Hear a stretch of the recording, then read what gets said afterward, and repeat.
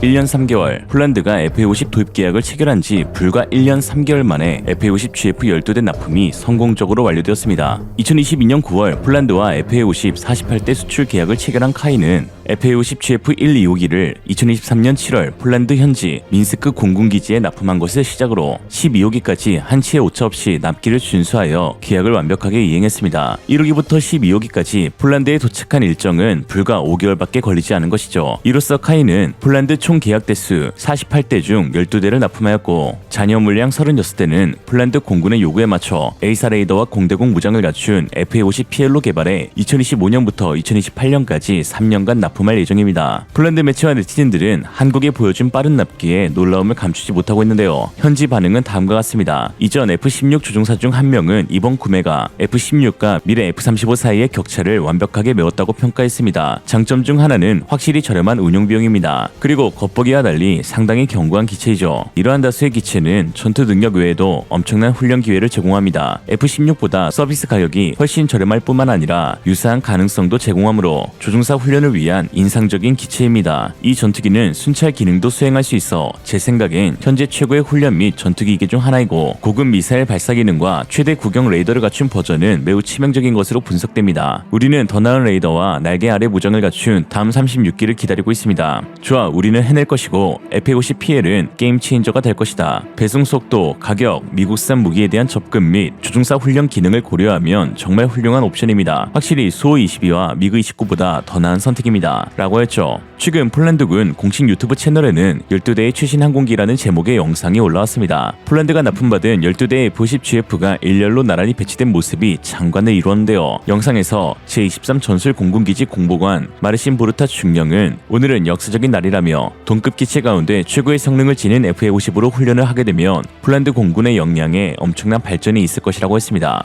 Dzisiejszy dzień jest to z pewnością, można by powiedzieć, że historyczny moment, nie tylko dla naszej bazy, ale dla w ogóle całych sił powietrznych.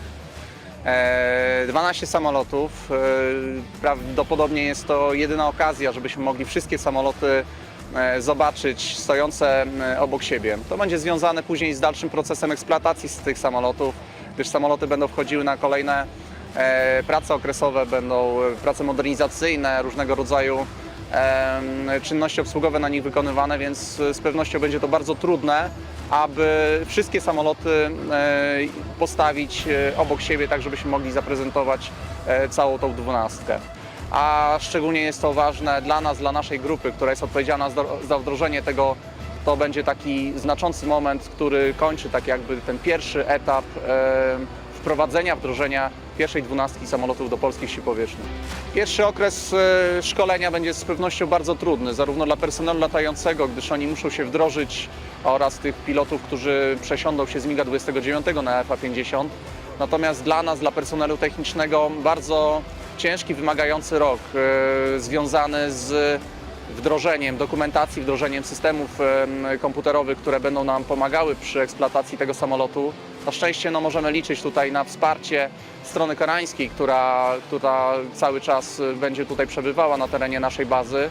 Natomiast zdajemy z tego sprawę, że nowy samolot, nowa dokumentacja, nowy system obsługowy jest to z pewnością niebywałe wyzwanie dla nas. 폴란드 군사 전문 채널 디펜스 입사 역시 FA50 12대의 도입에 대해 비중 있게 다루면서 현지 조종사와의 인터뷰를 진행했습니다. 우리에게도 친숙한 야책 스톨라렉 소령의 인터뷰였는데요. 폴란드 최초의 FA50 단독 비행에 성공한 스톨라렉 소령은 한국과의 협력은 환상적이었으며 FA50은 우리 공군에 더할 나위 없이 좋은 기체라고 평가했습니다. Był pan pilotem MiGa 29, kiedy dowiedział się pan, że leci pan się szkolić na FA50, to poczuł pan nobilitację, czy jednak jakieś ukłucie żalu? No bo jednak MiG-29 to maszyna kultowa. Potwierdzam, to jest maszyna kultowa. Spędziłem sporo czasu w tym samolocie, wiele ciekawych lotów. Natomiast kiedy dowiedziałem się, że przychodzi czas zmiany statku powietrznego, wyzbyłem się z sentymentów. Będę zawsze miło wspominał ten czas spędzony i doświadczenie, które tam zdobyłem. Natomiast dużą ciekawością sięgałem oczami wyobrazić, co przyniesie nowy samolot, tak? Jak to będzie wyglądało w nowym kokpicie i czy ten samolot czy spełni oczekiwania nie tylko moje, ale wszystkich pilotów. Jak wyglądało szkolenie w Korei. Jakieś zaskoczenia, anegdoty? Szkolenie w Korei było dosyć intensywne. Spędziliśmy tam praktycznie pół roku. Udało się zakończyć szybciej niż było wstępnie planowane, ale dzięki temu, że nam sprzyja pogoda i możliwości w Rukafie. Byliśmy w różnych miejscach. Początkowo zaczęliśmy szkolenie teoretycznie w Kai, tam gdzie są te samoloty produkowane, sesję symulatorową. Następnie udaliśmy się do miejscowości Gwangju, gdzie jest tam jednostka szkolna. Odbyliśmy tam pierwsze loty na samolotach T-50. Wykonywaliśmy najbardziej podstawowe misje, żeby się zapoznać. Pracowaliście panowie z koreańskimi pilotami. Co można o nich powiedzieć? Jacy to są piloci, koledzy? To są bardzo pracowici ludzie. Ich podejście do zagadnienia jest bardzo solidne i poważne. Ich umiejętności z mojego subiektywnego punktu widzenia są wysokie i współpraca z nimi, oczywiście bariera językowa, można powiedzieć, istniała, bo nawet, że porozumieliśmy się oczywiście w języku angielskim, natomiast czasem ciężko było mimo wszystko obu stronom zrozumieć to samo słowo, które wypowiadaliśmy w inny sposób. Natomiast nigdy nie mieliśmy problemów podczas procesu przygotowania się. Wykonywać w czasie wykonywania zadań. Czy tutaj rzeczywiście jest łatwiej? Dostęp do informacji jest tu o wiele większy niż przykładowo na samolocie Mi-29. Łatwiej się skupić na podejmowaniu decyzji dotyczących pola walki niż skupianiu się na tym, jak pilotować ten samolot. To ilość dostępnych informacji jest na tyle duża, że pilot po prostu je wybiera, to co jest dla niego najważniejsze. Najważniejsze jest zadanie, które trzeba wykonać na tym samolocie, a nie sam fakt pilotowania. Pojawiła się taka informacja kilka miesięcy temu, że FA-50 przekroczył wasze oczekiwania. Czy to prawda, czy tak po prostu ktoś przykoloryzował? Ja mogę tylko powiedzieć ze swojego subiektywnego punktu widzenia, że jeszcze rok temu, zanim udałem się na szkolenie do Korei, nie wiedziałem, czego się mogę spodziewać do końca. Trochę brakowało informacji na temat tego samolotu i ciężko było wtedy mieć zdanie na ten temat. Po roku czasu i po pewnym czasie spędzonym w samolocie, ten samolot ma o wiele większy potencjał niż to się wydawało wcześniej. 한편 높은 공식력을 자랑하는 군사 매체 인터내셔널 디펜스 애널리스트는 지난 1월 6일 단독 보도에서 카이와 이집트의 계약이 체결됨에 따라 FA-50의 이집트 현지 생산이 확정되었다는 소식을 전했습니다. 총 대수는 최소 48대에서 최대 96대의 계약이 체결될 것이라고 했는데요. 이집트의 FA-50 도입 계약은 매우 상징적인 의미가 있습니다. 바로 중동 아프리카의 훈련기 시장을 장악하고 있는 중국산 기체들이 FA-50으로 대체될 수 있다는 것이죠. 현재 이집트가 사용하고 있는 훈련기는 중국산 K8 카라쿠룸으로 2005년 계약을 체결한 이후 현재까지 118대를 납품받았습니다. K8 카라쿠룸은 중국과 파키스탄이 공동 개발한 훈련기로 두 국가를 제외하고 현재 K8을 가장 많이 도입한 나라가 이집트인데요. 아니 그런데 중국산인데 왜 K8이야? 18이어야지. 당초 이집트는 80대를 중국에서 직도입하고 나머지 40대는 아랍연맹사나 아랍공업화 기구에서 면허 생산하는 방식으로 도입하기로 했습니다. 여기서 한 가지 주목해야 할 것은 K8 카라쿠룸의 계약 체결은 2005년 말이었고 2006년부터 생산에 들어가 2012년 말 118대의 납품이 완료되었다는 것입니다. 즉 도입된 지 만 10년밖에 되지 않은 비교적 최신식 기체를 이집트는 더 이상 운용하지 않겠다는 뜻을 밝히면서 한국의 FA-50 도입으로 대체하겠다는 것인데요. 특히나 이집트는 중국이 제시한 파격적인 계약 조건으로 인해 부품의 최대 97.4%를 현지에서 생산할 수 있는 권한을 부여받았으며 훈련기 생산에 필요한 관련 기술을 이전받기도 했습니다. 즉 마음만 먹으면 현지 기술진들에 의해 유지 보수는 물론 새 기체를 생산할 수 있는 기반 시설이 마련되어 있다는 것이죠. 그러나 그럼에도 불구하고 이집트는 K8 카라쿠룸을 더 이상 운용하지 않을 생각입니다. 그 이유는 중국산 기체답게 낮은 성능과 더불어 잦은 결함이 드러나고 있기 때문이죠. 현재 파키스탄 매체에 따르면 카라쿠룸의 가동률은 40%를 밑도는 수준이라고 했습니다. FA-50의 가동률이 90%에 육박하는 것과 비교해보면 현저히 낮은 수준이고 항공기 소티를 생각해보면 대부분의 기체들이 사실상 경납고에서 수리받고 있다고 봐도 무방하죠. 특히나 이집트가 K8 카라쿠룸에 대해 완전히 신뢰를 잃은 계기가 있는데 바로 2019년 비행 중 추락으로 인해 조종사가 숨진 사고가 발생했기 때문입니다. 더욱이 해당 조종사는 이집트 공군 최초의 4.5세대 전투기 조종사로 그 안타까움과 중국산 기체에 대한 분노는 더해졌습니다. 이밖에 2022년 6월 베네수엘라 공군의 K-8W의 추락, 2023년 11월 11일 미얀마 공군의 K-8의 추락 등 현재까지 수많은 문제를 일으키고 있는 중국산 훈련기이죠.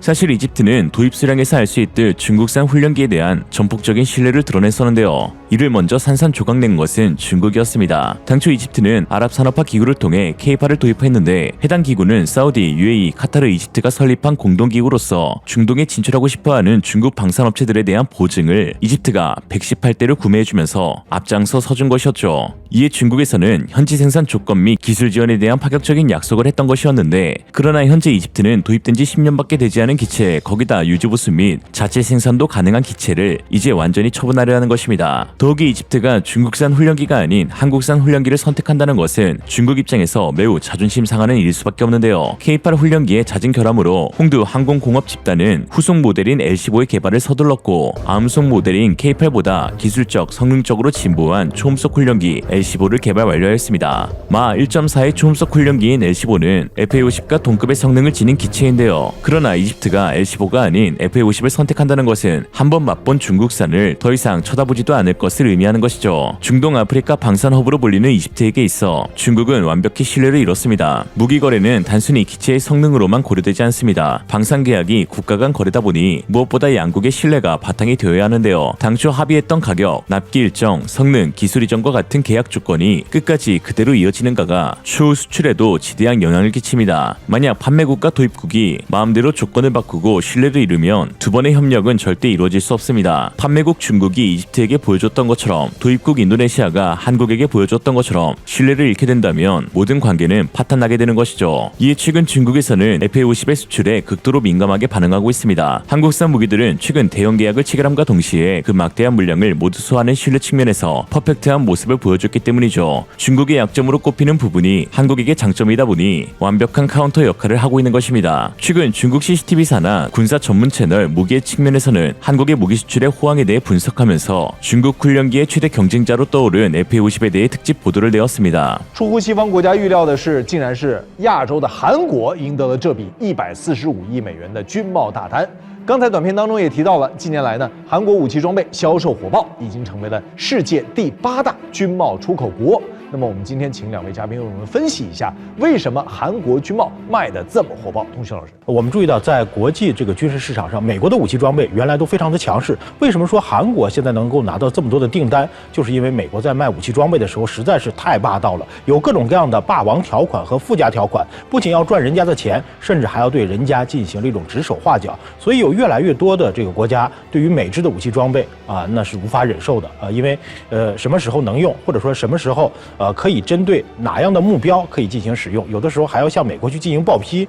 那这样的话呢，整个的这个军事行动可能就会受到干扰。韩国在出售武器装备的时候呢，不像美国那样附加条件很多，它基本上呢就是卖了之后他就不管了，你愿意怎么用这个跟我就没有任何的关系。除此之外呢，韩国他在出售武器装备的时候，有的时候呢也和西方打一个差异化比如说德国，甚至包括美国，他针对一些这个传统的市场出售武器装备，但是韩国呢可能会针对东南亚国家或者是南亚国家，那么和西方的武器装备的主要的出售方向寻求一定的差异化。对于韩国军贸大卖这种现象呢，西方国家很不服气。他们觉得呢，韩国军贸产品呢都是跟随他们学习的所谓的这个模仿的东西真的是这样吗？本期节目我们从这次波兰购买的韩国战斗机、主战坦克以及自行火炮，逐一的进行分析，看看它们的质量如何为什么波兰会选择 FA-50呢？首先，我认为波兰要货要得很着急，因为受这个地缘政治变化的一个影响，波兰一些老旧的米格29战斗机已经大批量的转让给第三方了。那么进行这种日常的巡逻，它需要一个空中的轻骑兵。如果是购买美国或者是欧洲国家先进的战斗机，可能波兰拿不出那么多钱。那么韩国的 FA-50相对而言要便宜很多。那么更重要的，就像刚才白老师提到的一点，FA-50轻型战斗机呢是美国的这个技术底子，所以呢美制制的武器装备和一些弹药是可以进行这种正常的适配。那么如果说波兰从美国拿到了一些精确制导武器装备，甚至包括一些这种空射的这种导弹的系统和 FA50就可以进行无缝的衔接，所以呢，它可以很快的融入到北约体系或者是美制的武器装备当中去。波兰方面呢，也不需要花大力气去进行这种专门的这种培训，或者说呢，在它的后勤保障体系方面，可能和波兰的美制的这样的一些系统有一定的兼容性。